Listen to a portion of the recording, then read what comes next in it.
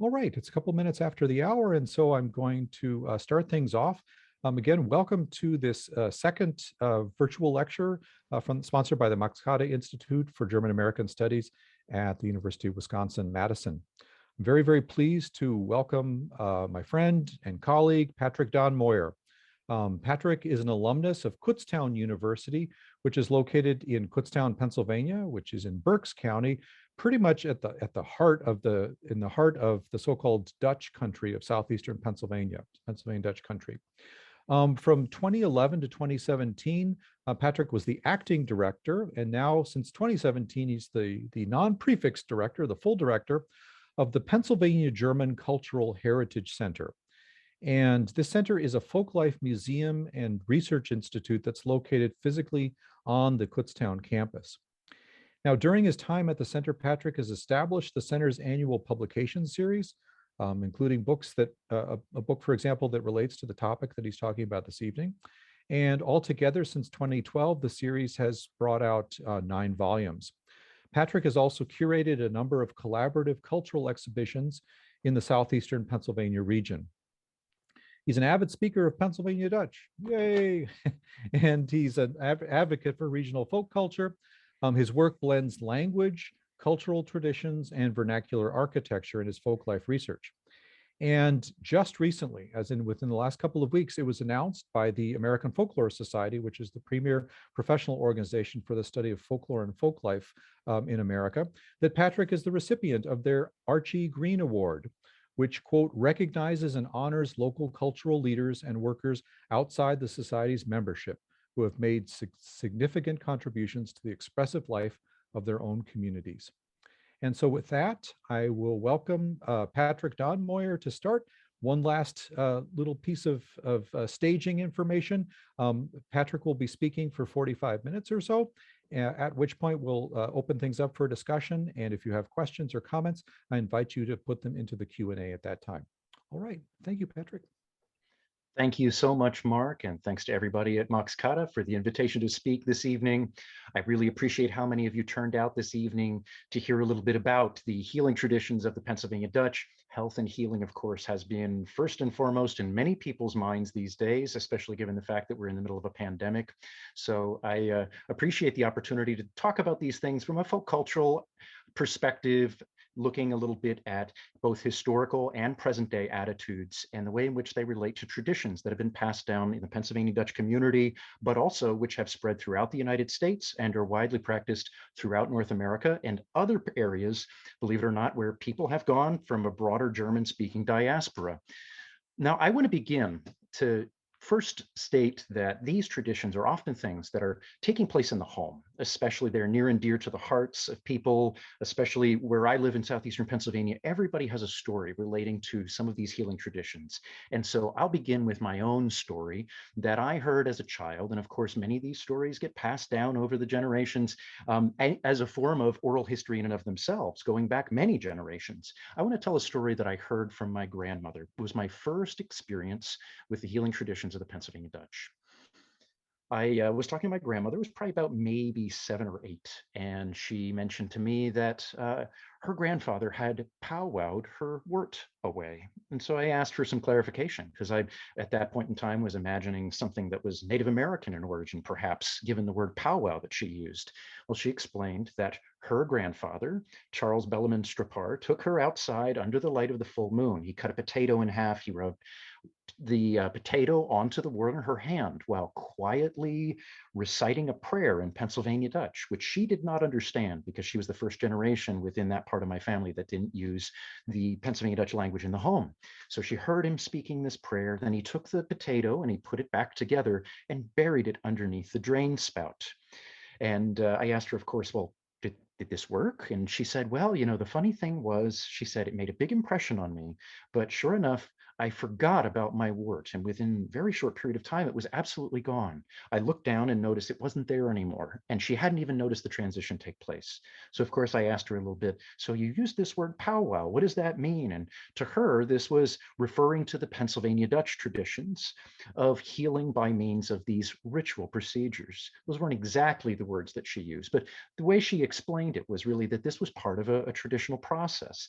And I was fascinated with it at that age, and made a big impression on me. But it was really only years later, when I moved up to Berks County, that this was something I started to experience more on a regular basis, and hearing these stories, feeling the need to connect with these stories, and also to connect with one-on-one with individual healers who are still in the community. The term that people use in Pennsylvania Dutch is braucherij. So the word powwowing that you may have heard me use before is regionally specific. It's a term that's been used since the 18th century, well documented since the time of the 18th century in Berks County. The first written recorded instances from Berks County. But the wider, broader term that tends to be used among those who use the Pennsylvania Dutch language is brauche or braucherij. Brauche is usually used as a verb to treat, especially to treat with medicine. It also means a number of other things within the language. It can mean to need, to make use of, to employ, but especially it has that medical connotation as well within this particular context. Braucherij refers more broadly to the culmination of these traditions as a collective entity, the idea that there is a tradition that has many parts. And you'll see this evening in this presentation that this tradition does have many facets, and I'll aim to try to give at least a summary overview of some of those. This word also relates in a different sense also to the standard German word, die Bräuche, which can mean a practice or a custom, but also it can apply to rituals and ceremonies. And there's a ceremonial nature to these healing traditions. As I described the story from my grandmother, there's a sense to which you have a wide range of elements that come together to facilitate this change that takes place for a person. And you'll have, for instance, cosmological timing. The timing of the moon, for instance, was essential to this. The fact that there was a prayer that was spoken. My grandmother didn't understand the words, but she did see her grandfather make the sign of the cross over the wort as well. So these things are often framed specifically within a Christian and rural experience. Her experience, however, also took place in Lebanon City. So it was not expressly a rural tradition. And one of the things you'll probably sense after hearing this presentation tonight is that this tradition oftentimes is characterized as being among people who are rural. Oftentimes, maybe perhaps we have different types of stereotypes that go along with that regarding levels of education or wealth or even age. The reality is it crosses all of those boundaries, and you'll find examples of both young and old participating in these traditions, those who are of higher economic status, those people maybe of more modest means. You'll find both people who live in cities and then also people who live in rural areas. And it really tends to cross over all of those boundaries and all levels of society among the Pennsylvania Dutch. Now, this term powwow I had mentioned was documented in the 18th century in Berks County. Its earliest usage was derogatory. It was someone referring to these traditions among German-speaking people as, that sounds like a lot of powwowing to me. And the reference comes from the journal of a first-generation German immigrant whose name in the English language was George Whitehead. We don't know how his name was actually pronounced, but in translation, he referred to himself as George Whitehead. In Maiden Creek, Berks County, he was hired on as a farmhand and had a healing experience that he referred to in his journal. And so the term powwow, we've actually traced in the English language up to New England, where, of course, we're going to find that the Puritans had very early contact with those from the Algonquin language-speaking groups of indigenous people living in Massachusetts and in that area around where those initial settlements were. The term powwow was very early on absorbed into the English language in sometimes a pejorative sense, because these were Puritans who had some very negative ideas about the indigenous healing traditions at that point in time. The word powwow was specifically used for a couple things. It meant to gather, it meant to perform a ceremony. It was also a word that was used to specifically describe a healer themselves. And all of these connotations crept into the English language. And by the 1830s, you'll see some references to the word powwow in American English dictionaries to refer to the idea of performing some form of a magical ritual. And there's a sense to that indicates a lack of approval. Now, today, what we can really learn from this as well is that Part of the reason this term was applied to the Pennsylvania Dutch is because there was a perception of some sense of similarity and perhaps also exoticism among speakers of English who saw these German immigrants who were performing rituals for healing and maybe didn't completely understand the nature of them, and drew a comparison between these two cultures, between the Native Americans. Now, I'll also say it's important for us to be sensitive about the use of this word because this word is a cultural appropriation. However, I'll also say at the same time, among the Pennsylvania Dutch today who do not speak Pennsylvania Dutch language, this is the term that they use to refer to this tradition, and it's been that way since the 18th century. So it's important to recognize the many different uses of this word over time. Now, who performs these rituals? I gave this particular example of my grandmother's experience from her grandfather by the name of Charles Bellarmine Strapar. He was from Lebanon County.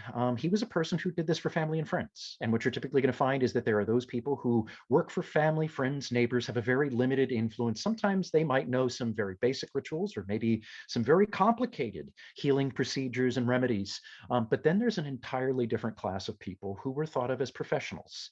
And I have two different images up here. One is from a local neighborhood healer by the name of Sophia Baylor. That was how she pronounced her name, Sophia, from Tremont, Schuylkill County. She was interviewed by my mentor, Dr. Don Yoder, in the 1950s, and she had been practicing these traditions that she referred to as brauche or powwowing, but used both terms. She preferred, however, in company outside of the Pennsylvania Dutch community to refer to it as calling a blessing. She felt as though she was imparting a blessing on an individual by means of a prayer, by means of using her hands and other particular agents in her healing procedures. She felt that they were for the health and well-being of both humans and also for animals.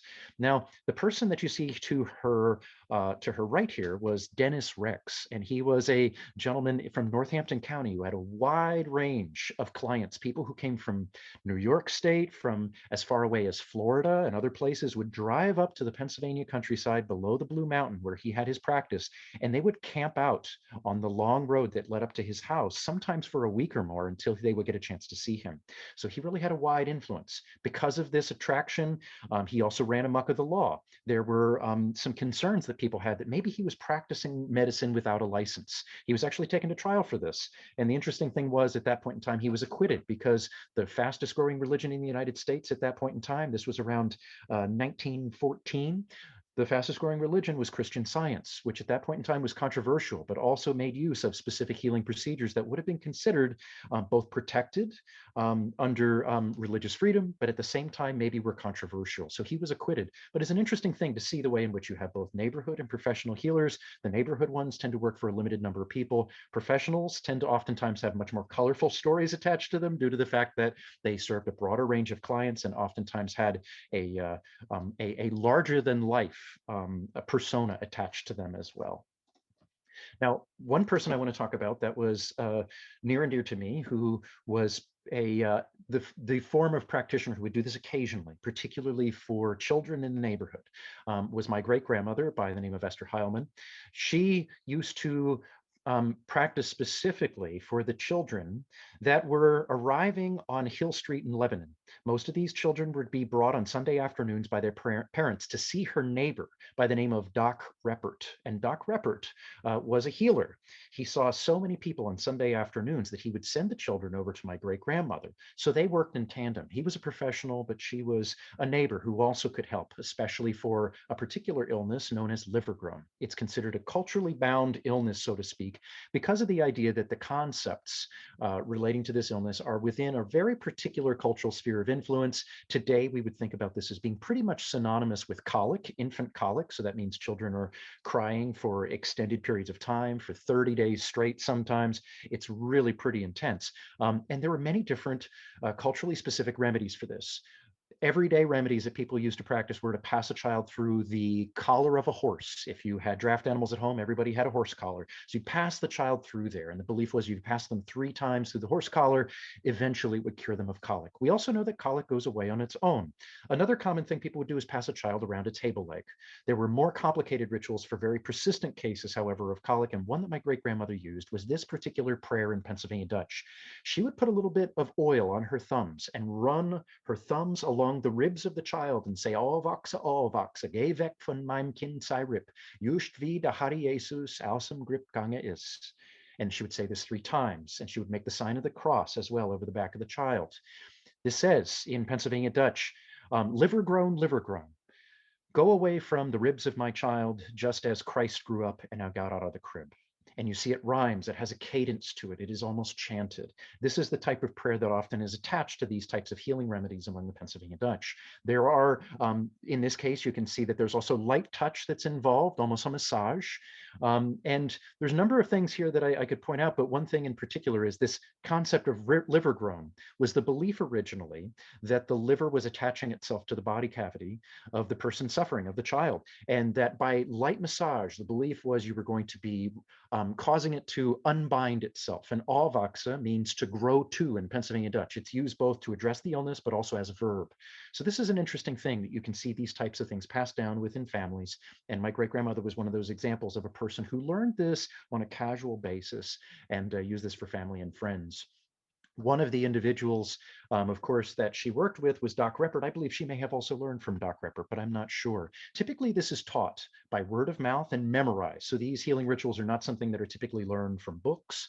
Although there are books and texts on the subject, generally speaking, it's thought of as an oral tradition that's going to be passed down from one generation to the next. Oftentimes within families, you'll find that a grandfather will teach a granddaughter, or a grandmother will teach a grandson. It usually skips a generation and oftentimes as well is taught from one gender to the next. A woman teaches a man and a man teaches a woman. While I can't claim to know precisely what the origin of that is, I will say that one of the contributing factors to this is that it enhanced a sense of longevity among the Pennsylvania Dutch culture because it didn't concentrate this tradition among purely women or purely men. It engendered a sense of sharing and of humbleness to be able to work with one another, to cooperate. And so there were equal number of both male and female healers as a result of that. Typically, people who were healing did not ask for payment. And in fact, it was frowned upon. If you were a healer and you asked for any form of remuneration, it was believed that whatever you would do for that person would be undone by the act of payment. Here you can see in this photograph, this is a photograph that was taken probably on the sly, unfortunately. It came from the papers of Dr. Don Yoder. I believe this is the author Anne Hark, who wrote a book called Once Upon a Hex. And she was out there trying to find a little bit of information out about powwowing. She appears to be trying to get money out of her purse and is refused. There's several pictures in series that were taken, and you can see the healer standing over her. He didn't accept payment, and this is a really interesting thing. So this is one of the ethics associated with it. You're to learn it by word of mouth and pass it along to the next generation, but not to accept payment for it. And people believed as well that the healer themselves was not really responsible for the outcome, that it was really the divine that was responsible for any outcomes that took place from these healing procedures. And in fact, if a person took credit for it, it was not going to work. So that was part of the ethics that undergirded this. Now, what did doctors think about this? The interesting thing is, depending where you are in Pennsylvania, you'll find plenty of examples of country doctors who also use these types of remedies and ritual procedures for their patients and clients. One of those people that I've been researching, his name is Dr. Stanley Brunner. Most people just called him Doc Brunner. And he lived in Crumbsville, just north of Kutztown. And he was a trained medical professional. He started off when he was very, very young in the field, delivering babies, pulling teeth, doing every kind of medical procedure you can imagine, compounding medicines. He had multiple degrees. He actually at one point in time was a military physician as well. But he was well known for powwowing as well. And people would go specifically to have warts removed. And his explanation always was, now, if you'd like, I can cut your wart off. I can cauterize it. I can freeze it off. I can give you medication. He said, but the reality is it'll probably come back.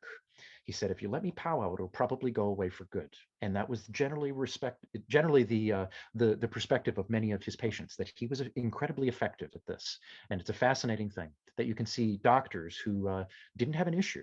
I will say, however, I know of a particular instance of a friend of mine whose father was well known for being able to stop blood whenever there was an emergency.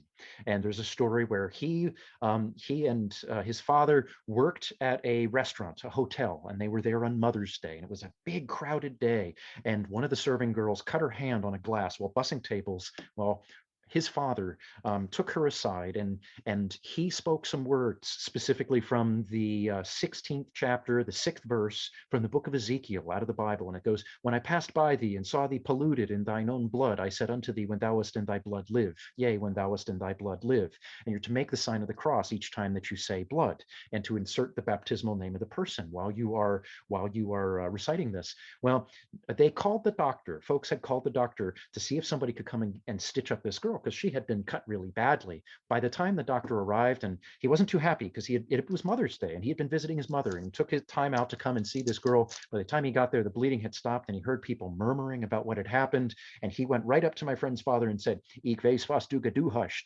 which in Pennsylvania Dutch means, "I know what you did." And that meant he didn't approve of it. But you're going to find in a lot of these rural communities, doctors had to, in many ways, be aware that the local people were going to be practicing these traditions, and they either had to have a sensitivity to it or at the very least tolerate it. So you'll find a wide variety of different perspectives about some of these traditions and cross-pollination between different healing traditions.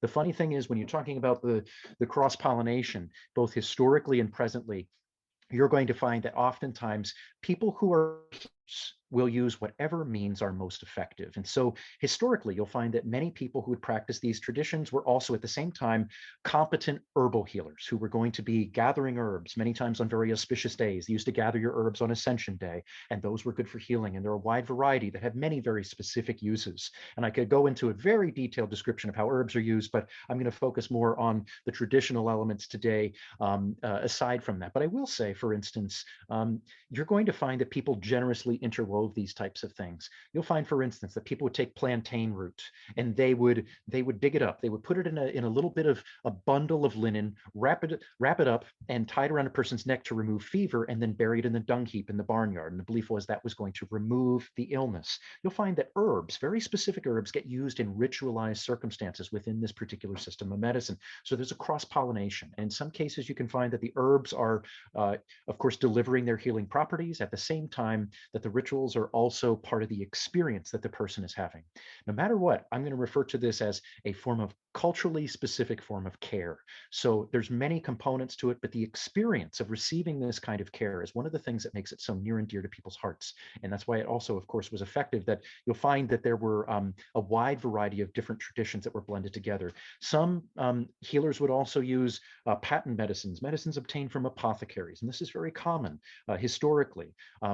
You'll also find today that there are some powwow practitioners who are also doing reflexology and maybe even specializing in supplements. So there's an alternative and complementary medicine component that is both historical, there's precedence for it, and then also carried into the present day. One thing you will not see people doing much today, of course, is the old tradition of bloodletting.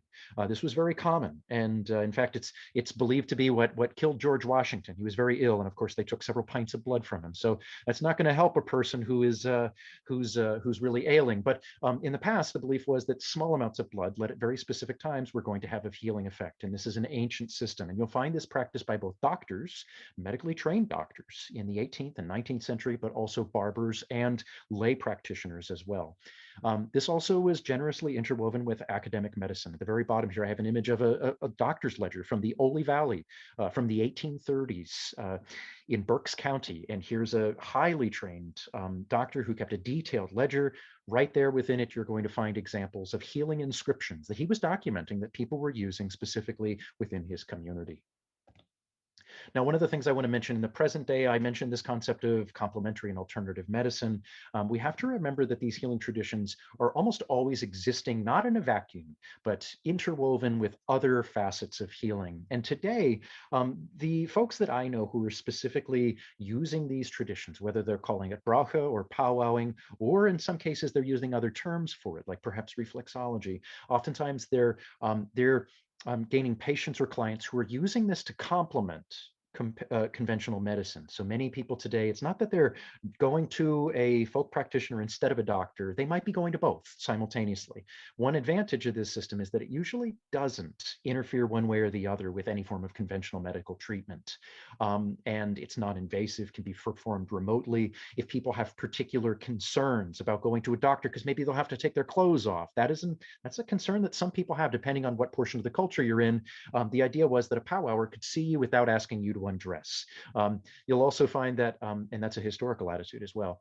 You also notice that this, of course, is going to be used to treat a broader scope of illnesses than what conventional medicine will typically deal with. If you take your ailing infant son or daughter to a doctor and say, my baby has Livergrown, the doctor is going to try to persuade you that that's not really what's going on. A powwow practitioner, however, will be working within the same idiom of those individuals who may have these very culturally specific ideas about health and healing.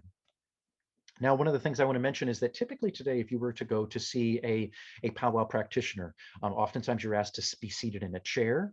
The person will begin by oftentimes placing their hands close to the person's body. They will many times begin the process by softly under the breath, uttering rounds of prayers while scanning the person's body and then addressing each individual organ of the body to make a blessing, making the sign of the cross, and focusing on any particular areas of concern for that patient. Sometimes it's believed that a powwower doesn't necessarily need to hear what that person's concerns are, that they may be able to actually sense them, and that is one of the perceptions you'll see. Oftentimes, too, a Bible is involved, and many practitioners will either ask you to hold the Bible in your lap or to put it underneath your chair, because the belief is that this is, of course, deeply rooted within the Christian faith, and many practitioners want to remind their patients of that. It also comes from the fact that in the past, the Bible was thought in and of itself oftentimes to have a very specific healing presence. My grandfather remembered when he was powwowed as a child by Doc Reppert, who lived next door. He was asked to hold this large 18th century folio Bible while the practitioner took his hands down across his body. And this is a really interesting thing. So you'll see many different ways in which these types of rituals are formulaic from one practitioner to the next, but there's also a great deal of variability. Some of the common cures you're going to see, as in addition to removing warts, either by use of a potato or sometimes a penny that a person will rub to remove it as an agent of, an agent of transference. Sometimes a powwower will also apply spit to a wart as well to get rid of it while making the sign of the cross. I mentioned Livergrown before. Curing thrush is another interesting one. Typically, the idea is that you blow into the infant's mouth, just like you see here in this image of Charlie Tyler from Foxfire. Now, if you know the Foxfire book series, you'll know it was a series of interviews, folk cultural interviews in Georgia in the 1970s. That's because these traditions, of course, followed the diaspora of German-speaking people all throughout the South into the Midwest, and of course, all over the United States and up into Canada as well. The interesting thing you'll find as well is they'll blow 3 times into the mouth of the child to cure this oral infection. And they'll, of course, be blowing in the name of the Father and the Son and the Holy Spirit is typically what they do. Historically, however, doctors also applied alum as an antifungal, antibacterial compound, where they would put it into the hand of the practitioner and blow it as a way to administer it into the airways of a child. This is really interesting that you're going to see both conventional, historical practices that mirror some of the folk practices in one way, shape, or form. And that connection, of course, suggests that one may have informed the other, whether the medical practitioner was imitating the powwower or whether the powwower was imitating the medical practitioner, or if there was just a similar concept taking place. It's a fascinating thing to see. I've already mentioned stopping blood as well. Blowing burns is another common cure. Blowing in the name of the Father, Son, and the Holy Spirit. Oftentimes there are elaborate prayers as well that go along with these. Most of the prayers that I've been taught over the years are things that you're not supposed to just utter out loud in an educational circumstance, but rather just use specifically for healing circumstances. So I'm not going to tell every single one that I know, but there are a number of different ones relating to blowing burns, featuring especially biblical references in them as well. The last one I mentioned here as well is insomnia. In the past, folks believed that insomnia or ruminating at night had to do with a spiritual condition. Either you're holding onto a grudge or some form of guilt or concern you have, or that it may actually be, in some people's mind, this was a spirit that was keeping you from your rest. And in all of these situations, you'll find that there's spiritual concerns going along with the physical concerns, and they're not separate. Typically, what was done in the past was to sprinkle a bit of salt in the shape of a cross on the bedclothes when you make your bed in the morning, and to leave it there when you go to bed at night. So that's an interesting thing. One of my great grandmothers also used that as well. Now, one of the reasons I'm going through a couple of these particular cures here is because some of the elements I've mentioned, whether it's blowing, applying spittle to a wart, sprinkling of salt, using the action of blowing or verses of scripture, the interesting thing is, what you'll see is that there are actually parallels to many times both Roman Catholic and also to Protestant liturgical traditions. For instance, in the 1523 translation of the Baptismal Ritual into German, Martin Luther maintained some of the elements that were previously just part of the Roman Catholic tradition and are not so common in Protestant churches today. Typically, when you see a baptismal ritual today, there's the making of the sign of the cross, the use of water specifically, and also oil to anoint, depending on what denomination you're in. The Lutherans still do that. But during the early period, when this transition was taking place, when Martin Luther first translated this, you also blew 3 times across the face of the child to exorcise the devil. You were to also take salt that had been consecrated and put it into the infant's mouth, again, to seal off that exorcism of the devil. And you were supposed to also anoint many times with spittle and using your thumb. That's still done in some Roman Catholic churches. It's interesting to see that all of these different types of liturgical gestures, the use of salt, blowing, these are all things that were ultimately copied by generations of folks who were using these particular traditions within the home. And you can see that they are in many ways adaptations of what would have normally been relegated to the clergy. And to take this a step further too, I was able to find that at one point in time, there were rules for the practice of healing and exorcism among the laity in the Middle Ages. You could do this if you were not a priest, but you had to follow certain rules. Everything you did had to be for the glory of God. All the outcome had to be placed in the hands of God and the saints. Any incantations or prayers that you used had to be okay. They had to be sanctioned, provided that the attention was fixed on the sacred words and divine virtue. People many times would take prayers, coil them up. It would be the first 3 verses from the Gospel of John were often used. In the beginning was the Word, and it would be wrapped up and put into a bundle around the neck for any number of different cures. This would be allowed. The inscription INRI, the use of 3 crosses, INRI being the inscription at the top of the cross of Christ, according to biblical literature, Jesus Nazarenus Rex Judiorum in Latin, Jesus of Nazareth, King of the Jews. You'll find that this type of material was, in the Middle Ages, this was considered lawful for a person to do. If you were a member of the laity, that means not a priest, you could do this kind of work as long as you did not accept payment and as long as there was no faith to be placed in the manner in which you conduct the healing, but rather specifically on the divine. This sounds just like a description of the ethics of powwowing that I've already described, and it's fascinating to me. Now, fast forward, I want to mention a guy who was referred to by the New York Times as the greatest powwower that ever lived. Here was a fellow, he was a 2nd generation German immigrant, but I guess I should say his father was a 1st generation German immigrant in the 1830s, and his mother was Pennsylvania Dutch. So he had both German American and Pennsylvania Dutch roots. His name was Dr. Joseph Hageman. He lived in Reading. He did not speak Pennsylvania Dutch. He spoke a form of standard German in the day. All the Dutch, he said he talked a little funny. But the interesting thing was he specialized specifically in making these small bundles that would be put, especially on a person who was ailing, a lot of times infants. Mothers would take their children to him, especially after they'd seen a doctor and maybe felt as though they needed something a little bit extra. They would go to Dr. Hageman. He would make these long, lengthy inscriptions. And many of these included the elements that I previously mentioned, long prayers. The one that you see on the right says, Jesus Nazarenus, ein König der Juden, Jesus of Nazareth, King of the Jews. You see the same types of information being used. This type of material turns up in local households in Berks County, where I currently work. You're going to find that this kind of thing turns up in family Bibles. I found numerous examples that were penned by none other than Dr. Hageman himself. It was a very interesting situation. He also ran amok of the law at one point in time. There was an expose about him in a local newspaper, in the Philadelphia newspaper called the North American. They painted him as being a charlatan, and he sued them.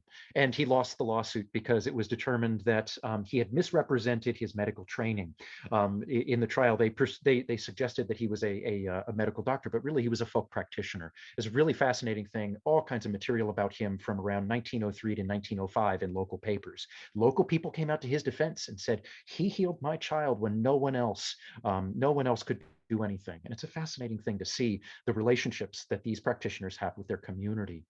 In Reading City as well, right in the heart of the Pennsylvania Dutch country, there was a compendium, a healing manual that was created as well by a man by the name of John George Holman. John George Holman, or Johann Georg Holman, he was a first-generation German-speaking immigrant in 1902 who arrived in Philadelphia, became an indentured servant, and then he moved to Berks County, where he became essentially a publisher of a wide variety of literature. He compiled a wide range of healing prayers and rituals and traditions into a book called The Long Lost Friend, or Der lange verborgene Freund.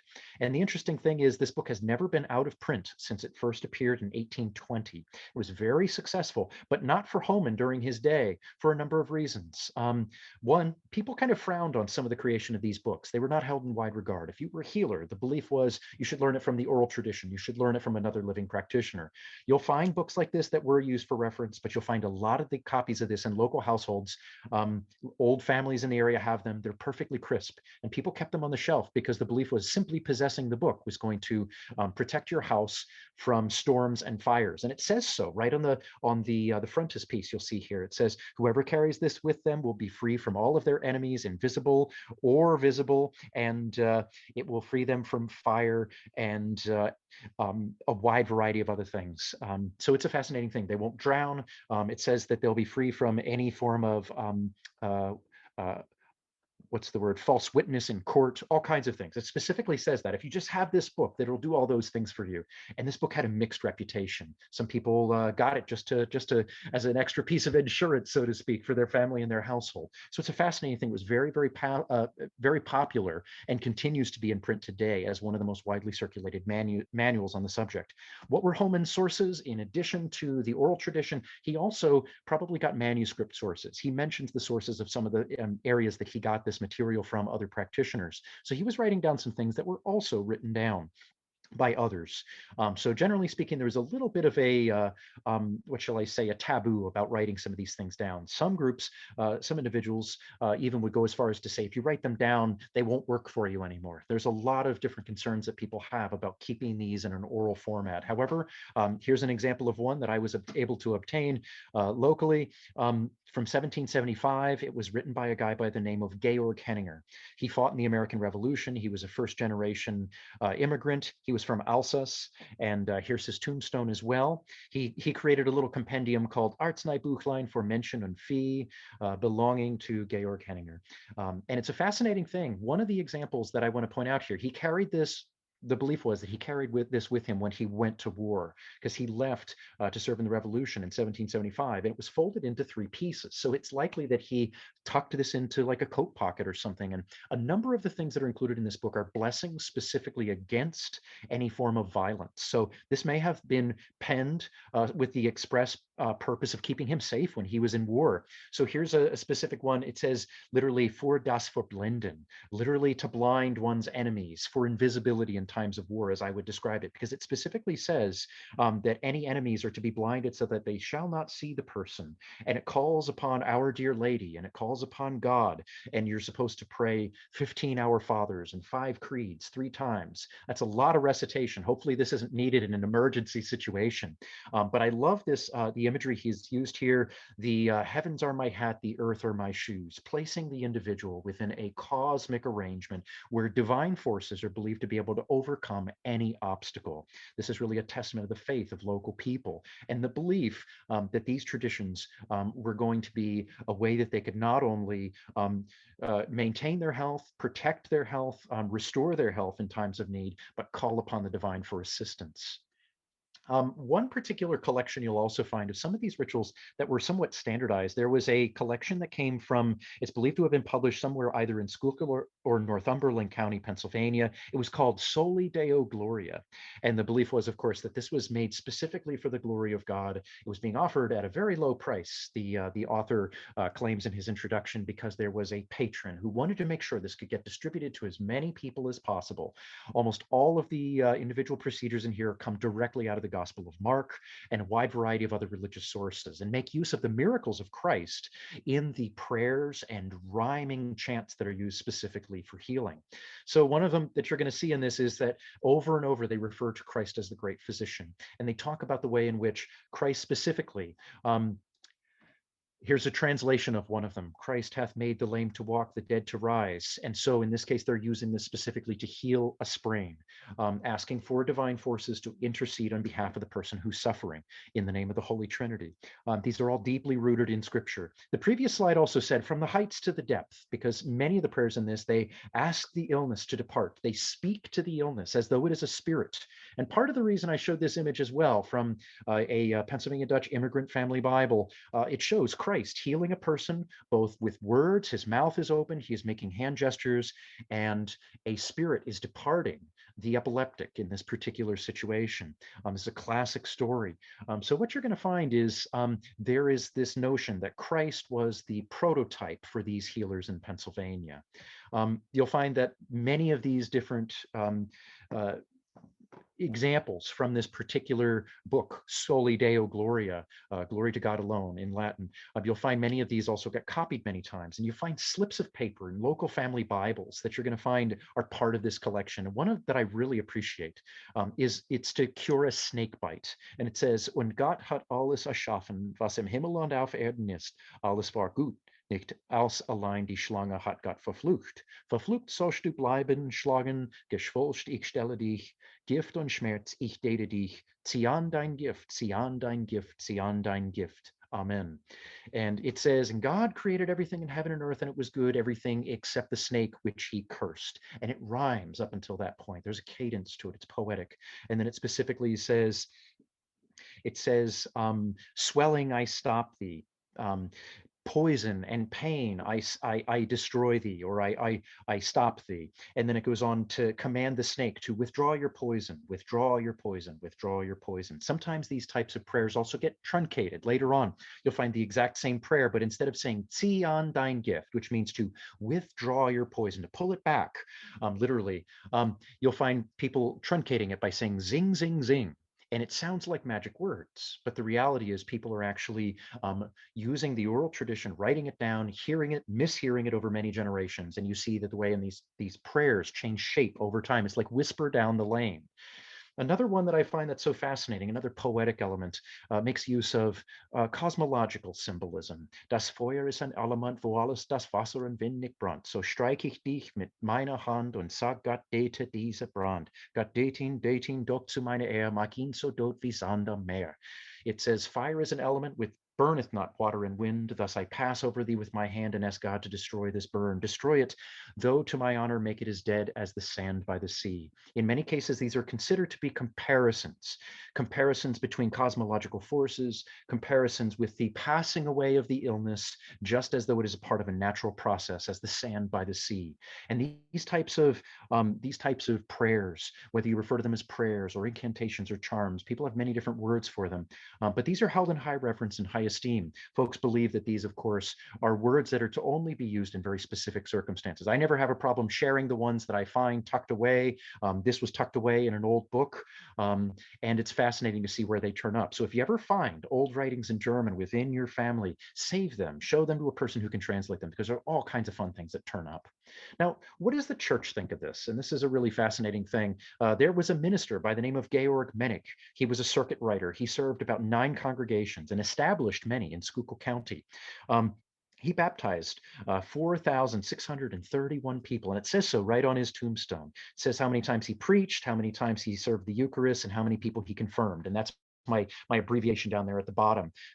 Served the Eucharist, presided over the Eucharist, I should say, over 19,000 times. He himself was a healer, and he published directions for how to heal erysipelas, which is a bacterial infection of the skin. It's the streptococci family of bacteria that gets into the skin. It causes it to swell, to migrate through the body. It rapidly will spread and can kill a person if it's not treated. Today we have antibiotics, so it's not a big deal. But in the past, there was little more you could do than make a person comfortable. He suggested that you talk to the illness and ask it to come out, and you drag a piece of red string over the person's body and then hang the string in the chimney. This is a minister who was instructing his congregants to do this. And in fact, In the 1950s, Sophia Baylor, that I mentioned before, Sophia Baylor allowed herself to be photographed while performing this particular ritual. She was in Tremont, right in the same area where Georg Menik, Reverend Georg Menik, had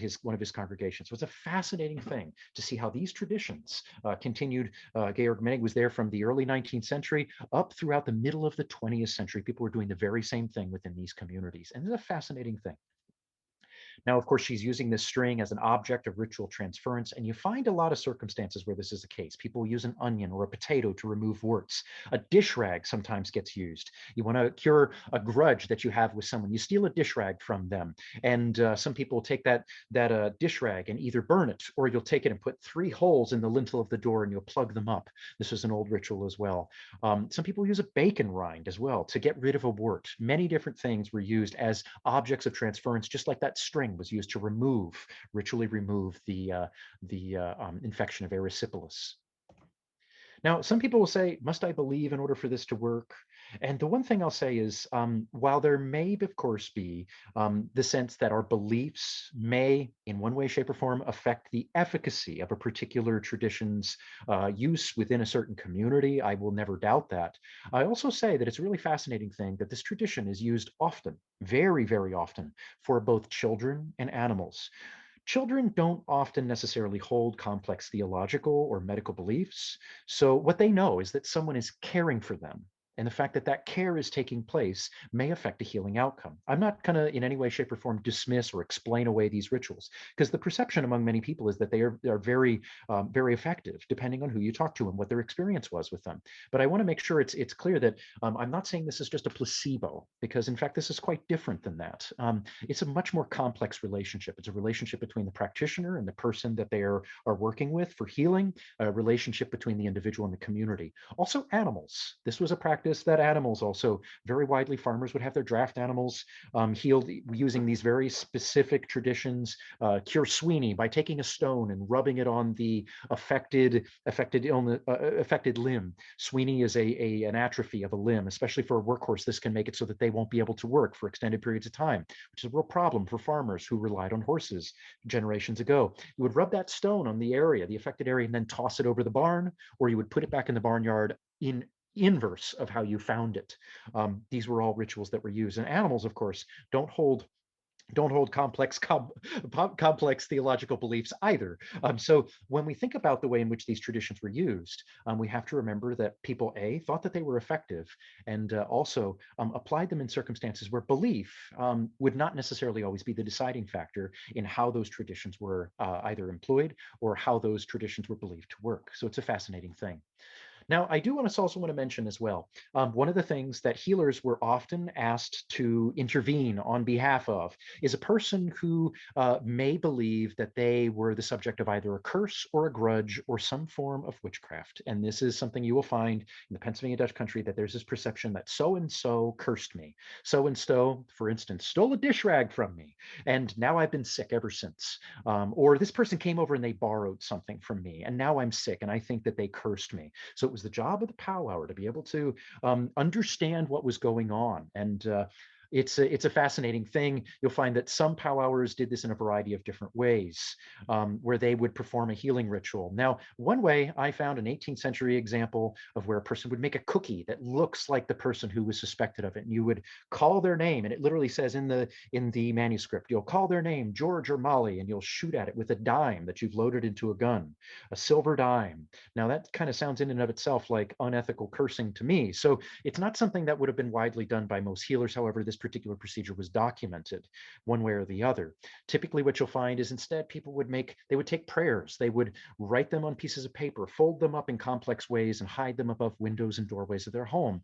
The belief was it would bless the home and then remove any form of negative feelings that were coming from someone else. Or a broom would be concealed within the home. Here's an example of a broom that I was able to find concealed in a home in Berks County, as well as a house blessing from Schuylkill County. So this is a fascinating thing to see these traditions continue continuing.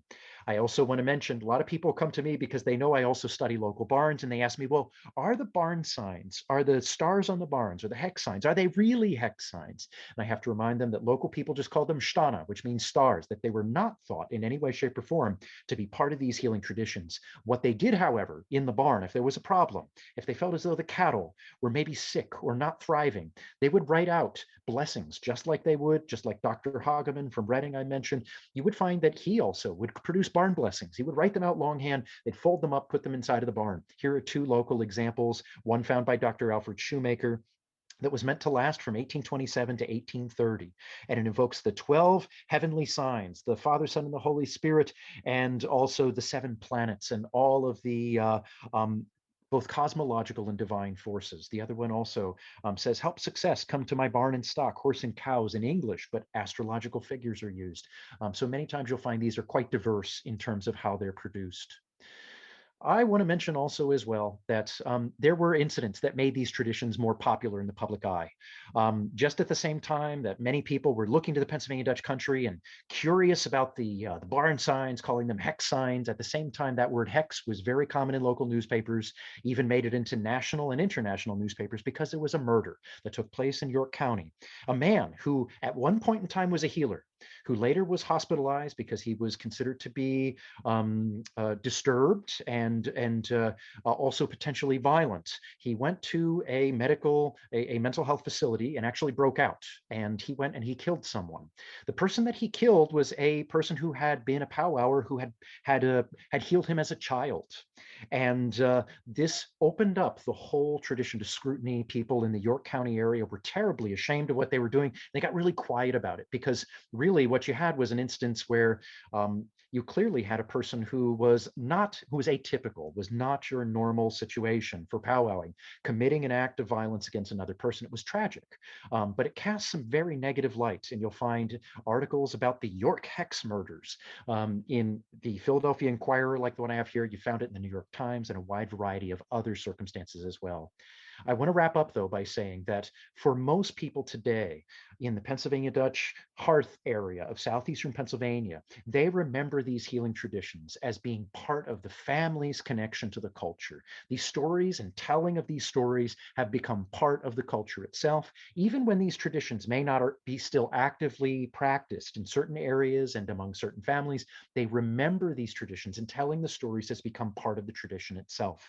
Sophia Baylor, for instance, was called the saint of the coal regions by the time that she passed away in 1954. And the interesting thing is, you can see the way in which healers become local saints. So as much as this tradition also sometimes had some controversy attached to it, it was also part of the heart and soul of local people, part of how they were inspired by those who cared for their community. Another example was Mountain Mary, or Anna Maria Young. She was a first-generation immigrant who settled in Ole, who was a hermit healer. She never married, and she lived out in the hills, and she was thought of as being this kind, benevolent, highly religious, deeply faithful person who, up until the time that she died, spent all of her time working to heal the ills of her community. And I want to kind of conclude here, because I think this is an important note. When we talk about these traditions, they perform many different roles, and many of these healing traditions among the Pennsylvania Dutch are starting to wane. They're in their twilight years. If in some areas they may have already died out in some communities. But the stories that come along with these are really important to local people, and still really important to how they view their relationship with one another, their relationship to the culture, their relationship to their religion and their faith, and to their community. And it's important. And many of the healers of the past also served as role models and as essentially as folk saints. I want to mention to everyone too, this week is the week that people venerate Mountain Mary. We just had a virtual exhibition that we opened through the Heritage Center, dealing with art and artifacts associated with Mountain Mary, the healer of the Ole Valley. So if you want to learn a little bit more about that, here's the website at the very bottom. This is for our virtual portal at the Heritage Center. And you can learn more about these healing traditions and learn about this person who was a role model and folk hero and also folk healer amongst her people as well. So I want to open up for questions. I think we went a little bit beyond the time. I appreciate everybody's patience, and just want to make sure that we have time to answer any questions that you may all have. So thank you very much for having me today. All right, thank you, Patrick. And we do have a number of questions and also some stories that are shared in the Q&A. So I'm gonna, Great. if you have things to share, please put it in the Q&A, and I'll just kind of go through as time allows. This is coming from Barbara Crapster Pregont. My father's ancestors included many southeastern Pennsylvania German lines. He grew up in northern Maryland, not far from where they had originally settled. He recounted to us that he grew up in the 1920s having to wear so-called mustard plasters all winter to ward off illness. He said this involved smearing mustard and perhaps other things, but she didn't recall, on some flannel that was stitched shut and then pinned to his undershirt all winter. He agreed that it smelled horrible, and we used to laugh that it might have kept other people and hence illness away. Was this common among the Pennsylvania Dutch? Uh, yes, and there's a wide variety of different plasters that were used, but pungent herbs in particular were used in this manner where they were either put into a bundle and worn on the inside of your shirt or something like that, or as my grandfather had to when he was a child, when he went to elementary school to ward off illness, they would take an herb called asafoetida. Now, he and his mother referred to it as asperfidity, so you're going to find a wide different pronunciations of it. They would put it as a very pungent herb, and of course, he would always joke that it kept everybody at arm's length, so there was no way that you were going to get sick. I'd actually written an article about this when the pandemic first broke out. I was said maybe we should be trying this; it'll help encourage some social distancing. But no, the mustard greens is another one. There are many different kinds of plasters. Historically, plasters were also applied directly to the skin, usually as what was considered to be a counter irritant. The belief was it would actually irritate the skin and encourage a person to expectorate if they had some form of a lung ailment. So you'll find these used in the manner that you're describing, but then also sometimes as a topical treatment as well. And here's a brief comment from J.B. Miller. He says a member of his church congregation told him about going to see Doc Bruner as a kid. Mhm. Evidently, he was a skilled musician as well. So, Oh, I didn't know that about him. I keep finding out more things about Doc Brunner. He was a colorful person. I'll just add one quick thing. One of the reasons a lot of people also talk about him kind of with a little bit of humor. So when he was first out in the field, he delivered the very first baby that he had ever done in his entire life, and he was terrified, and everything went well, and the baby was so beautiful. He said, oh, she is so beautiful. He said, I just have this feeling I'm going to marry her one day. And the parents said, what? And the reality was, later in life, he married Lydia Kunkel, who actually was his wife.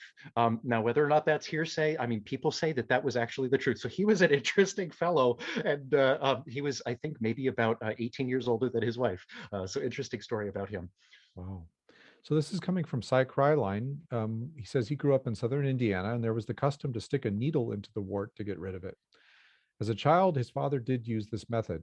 Unfortunately, he doesn't remember if it actually worked. And then he also mentions that Lucetta Muth in Kempton is a good friend of his wife. She's connected to the museum in Kempton in Berks County. Absolutely. I know, Lucy. Yeah. Now, some people would take a needle and a thread and they would actually thread it through the wart. Some people would do this with blisters because it would bleed out the blister. It would happen gradually over time. You could even snip it on both ends, leave a little bit hanging out, and the pus would come out of the blister. That's one thing that was done with the needle and the thread. But also, if you used a needle and a thread through a wart, the belief was you could pull the thread through, tie the thread into 3 knots, and cast it into flowing water, or tie it around a hinge on the barn, and as that hinge wore it away, it would also take the wart away. There are as many different cures for warts as there are people, as far as I'm concerned. There's so many different remedies out there that it's one of the most common stories, and I'm constantly hearing new ones. So it's a fascinating thing. This is a brief comment from Joyce Mao. The first doctor after she and her husband were married was an osteopath.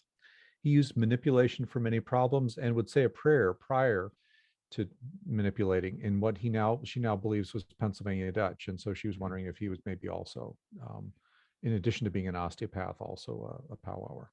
Yeah, absolutely. It's very possible. I will say, I have experiences with osteopaths. I know that many times osteopaths will do some procedures that are similar to chiropractic. I know that there are some people who've powwowed who would say that what they were doing was chiropractic, but the fact that they were Pennsylvania Dutch and also using some words involved as well, it indicates that they were probably working, at the very least, they were working within an idiom that would have been compatible with their community's attitudes towards health and healing.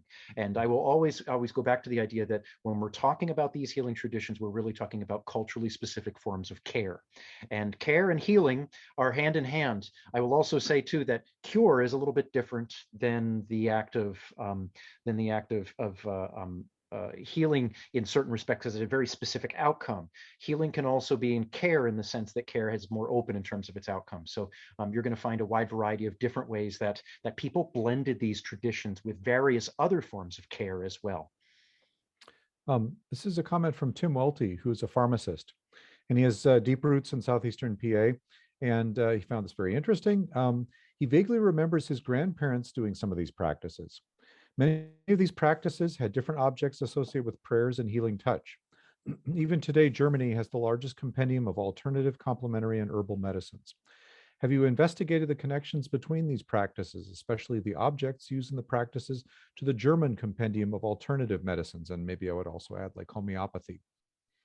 I've looked at some of those things. I'm not aware of that particular compendium, but it sounds like a wonderful resource. I am very familiar with especially German practices as they were documented by, I want to call them folklorists today, but basically this was the academic discipline of Volkskunde. You'll find especially early 20th century, people were fascinated, and late 19th century too. Quite a lot of body of literature at that point in time produced around these particular traditions. So I'm aware of them in historic forms. I also have contacts in Germany that I've been talking to over the years about their experiences as well. And it's also really fascinating too. 1960s through the 1980s, there was a guy by the name of Kurt Koch. He was actually a psychotherapist who documented so many stories related specifically to Brauche, and his works were translated into English. It's a fascinating source for material as well, because he was working from a psychological standpoint with people, but documenting the specifics of their stories as it related to folk medicine. So there's many different ways of approaching this and seeing its interrelation, but I appreciate your source, and I would love to know the title of it. So got a couple other things here too. Just a quick question. Have you ever heard of using urine to treat styes? Yes. So urine is thought typically to be sterile and can be, applied to a number of different ailments. I've heard of people applying it to eyes and also ears, especially. One thing you'll find, it's used to cure earache. If a person especially had some sort of a problem where, say, their ear, not only an ear infection or maybe just a bubble in the ear that wouldn't loosen up, warm urine would sometimes be applied, and oftentimes in combination with other ritual elements. A friend of mine who is in his 90s recalled this happening when he was a child, and the person would have him laid down with the ear that was ailing up.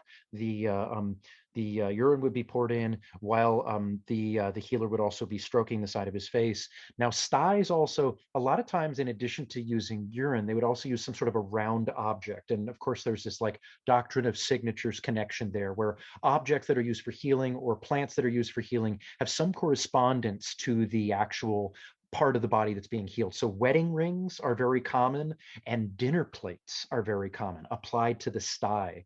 But urine is another one that is thought especially. I've even heard of urine being used specifically with warts. So you'll find a wide range of uses. This is a comment from Mark Wagler, who I will identify as a good friend who is of Amish background. His father's memory that dates to about 1915 in Southwest Indiana was a cure for what's known as opnema, so taking away, tie a string around an egg and place the egg on fire coals. And then Mark also thinks that there were some words that were also said over this. And oftentimes that string had a specific thing attached to it. Like what you would do is you'd use that string to measure the person, from the top of the head to the soles of the feet. There was a diagnostic that was done as well, that if the proportions of the human body by measuring the foot was not the appropriate the appropriate proportion to the rest of the body, that was considered that you had opnema. Some people would say if the foot was not properly 7 times the height of the person, that was a signification of opnema. Folks would later call opnema also marasmus.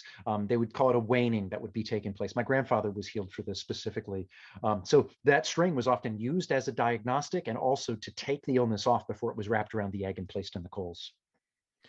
So now I got a question from Kurt Haugvet in Ohio having to do with COVID.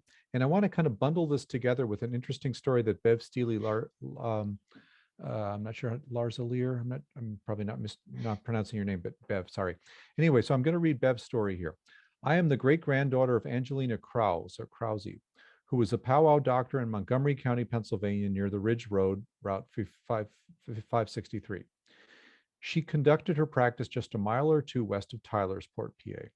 Previously, she had lived on the old family farm not far from the Waxhaw, Ogoshenshappen, and Reformed Church. I was just quote unquote playing around on my computer to find out if powwow doctors in Pennsylvania had anything to say about COVID and vaccinations. My curiosity was raised when we visited Montgomery and Upper Bucks counties in early September to attend a family wedding in Telford. There, my 93-year-old last surviving aunt on my mother's side of the family, Krause and Yerk, told me not to put any of that, quote, vaccine stuff into my body. She surely would not. I jokingly said, so did your powwow doctor tell you anything about that? My aunt just smiled without sharing any more information. What about that? Any powwow opinion on this? And again, sort of bundling it together, is there any sort of like connection between the existing powwow communities and the COVID situation? Well, that is a great question. And actually, I live right near Waxhaw. So I'm right in that area you're talking about. And I know exactly where you mean along 563. So the interesting thing is, I can't say for sure that I know of any practitioners right now. I know several. Um, I would suggest that they hold a wide range of opinions on the subject. I know some who are alternative healers in other sense. I know one person who does craniosacral work, who's definitely, both vaccinated and, follows very strict social distancing protocols when working with her patients. My understanding is that you'll find a wide range of opinions. I know another one that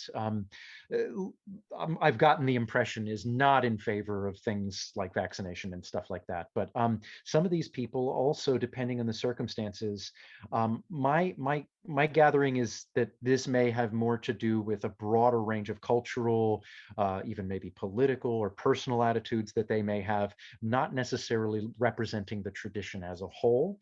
But again, the tradition is composed of those who are participating in it. So I think it's important to know about those things. I think that's fascinating.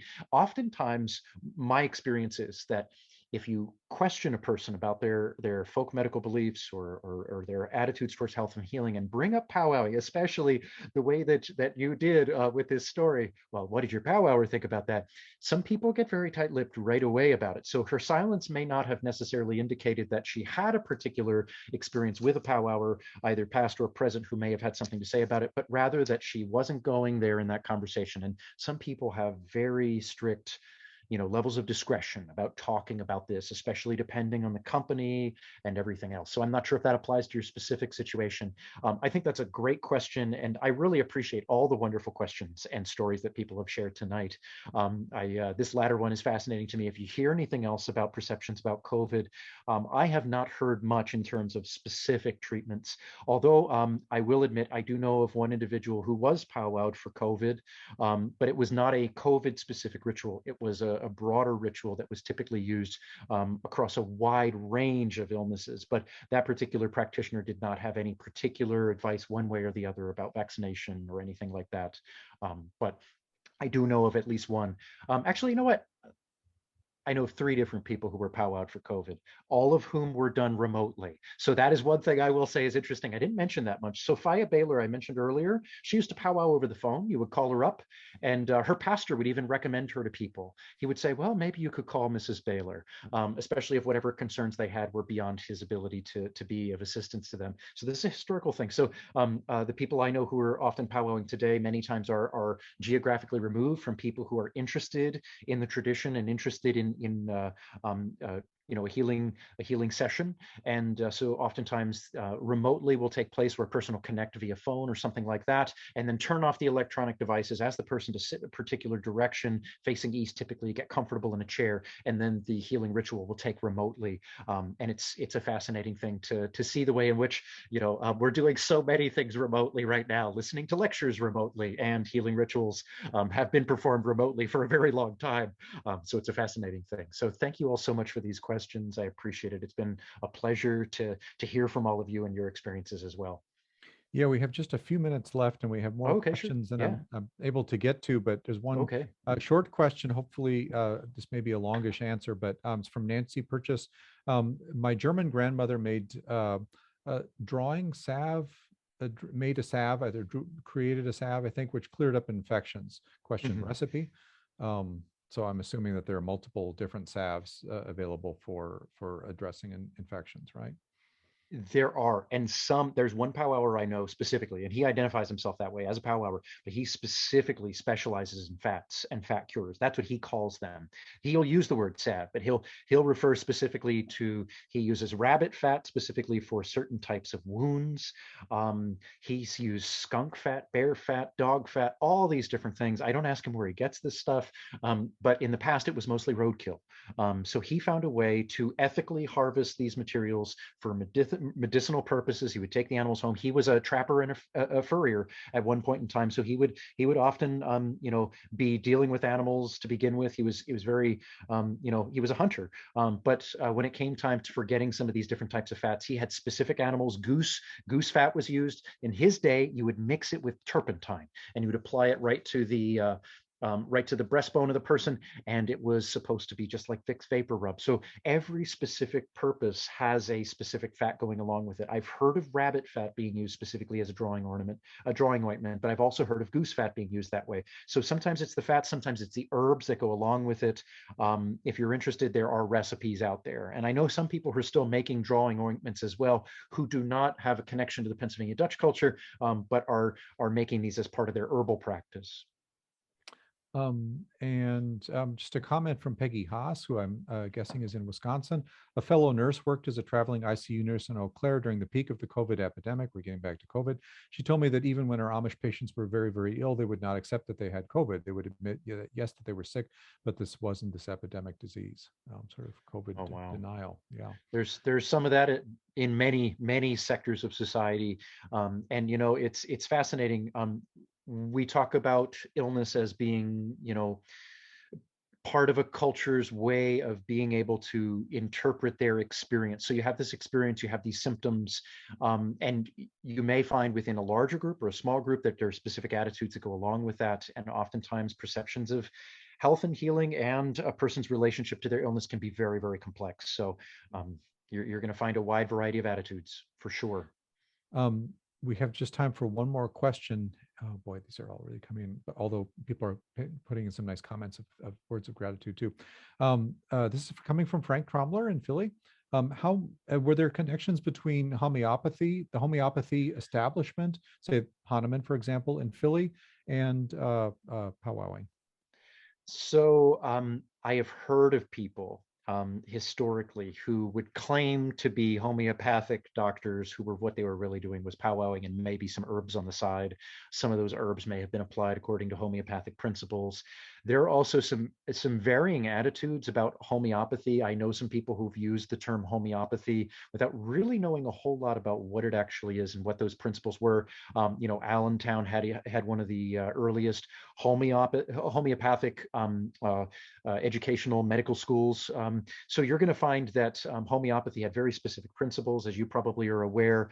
I can't say for sure that Hahnemann had any connection whatsoever, but I've heard in narratives that people have had, mostly not so much from healers themselves, but from individuals who've experienced healing, referring oftentimes to individual practitioners. Oh yeah, he did homeopathy too, but I don't really know what that means within the context of what they were understanding. So a lot of what I deal with are stories. Some of them are anecdotal. I have to recognize that every story is limited by the knowledge that I have and the knowledge of the person who's passing that story along to me. But the stories sometimes are very colorful, and I found a number of stories in various communities where there were crossovers between various sectors of society and different types of practitioners working within a wide variety of different communities. So homeopathy does occasionally come up, but I have not heard anyone specifically stating that homeopathy and powwow are hand in hand at any point in time, except for occasional references. Oh yeah, they did that too, but not a lot of detail for me to really get into and drill down on.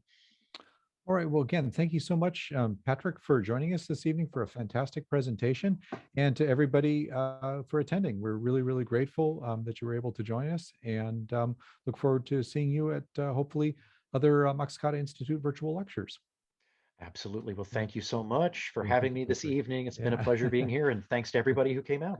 Good to see you. All righty. Take care, everyone. Thanks so Right. much again. Thank you.